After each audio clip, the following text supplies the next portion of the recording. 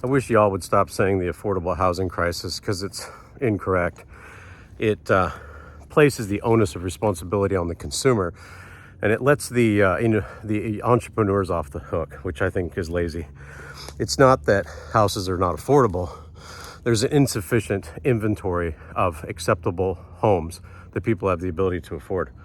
But when you frame it that way, pretty much everything else falls in there too. We don't have an affordable food crisis. We have an insufficient inventory of acceptable food that people have the ability to afford. We don't have a healthcare crisis. We have an insufficient inventory of healthcare and wellness options that people have the ability to afford. We don't have an education affordability crisis. Indeed, there are options out there, but we don't have a sufficient inventory of acceptable educational options that people have the ability to afford. And when you frame it that way, you recognize what has been happening for 5,000 years.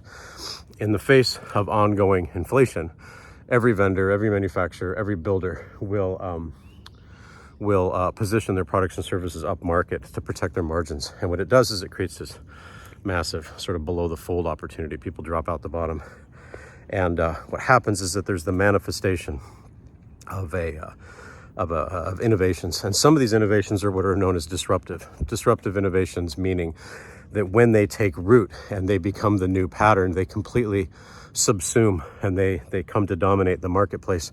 And those models and modes that are non-competitive eventually fall by the wayside. That's what's been going on for thousands of years. There's actually a guy named Clayton Christensen. In 1997, he put a book out called The Innovator's Dilemma.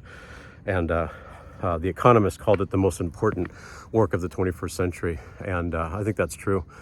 These innovative these creative innovations, these disruptive innovations, they are typically cheaper, simpler, easier to use, and they have a bundled utility that sort of transcends the benefit of the existing solution. And so, if you think about what I said about the ability to afford, you'll realize that I wouldn't say we got lazy, but we kind of got lazy. We've been shopping as if we are obligated to purchase all of those things at full retail and in isolation.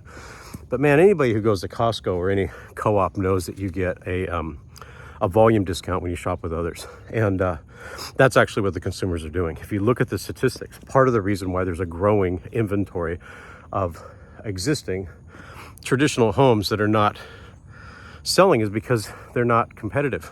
That's really what it comes down to. What people are doing is they're not buying homes. Some people are, but a growing number aren't, because the economics on it are upside down. Like, why buy a house if you don't think you're going to get a return on investment? It's a pretty credible question. But if you're going to do that, then why not, buy a house? Why not rent a house, rather, that is around other people? Because then you get this community benefit. And the community benefit is that you get to build trust networks. So you get trusted childcare, trusted elder care, trusted pet care, which is actually what people are doing. That's their actual shopping pattern. And if you're going to do that, you could actually shop together. You could get volume discounts on higher quality food. You could get volume discounts on higher quality wellness, and likewise for education. That's actually what the market's doing. And so what we have done, we meaning I'm a co-founder of a company called Terra Global Developers. As implied, we're developers, so we'll build these things, but we actually do all of it, soup to nuts. We help you negotiate with landowners to deploy a number of what are called net zero homes. These are homes that are generating more power than they're using, so they're technically offsetting their living costs, so you have the ability to afford a higher quality living. And you can build, something similar to what our elders are doing. They live in these gated communities, 50 and older, keep the riffraff out so they can keep the general store open at night and not worry about anybody breaking in. That's what we're talking about. Although we would extend the benefit to families and veterans and those with the developmentally disabled and the paraplegics, etc. And of course, keep the elders there, because we want the multi-generational living. And you structure it as a cooperative, so everybody has a fractional ownership of a corporate entity, so they can all be stewards. That's what we do. And if you would like more information about how we can do this for you, we call them TerraCores. It's a recipe for creating a cooperative living experience that is in alignment with where people are now. Give me a call, contact us. We got webinars coming up too. And that's it. Cheers.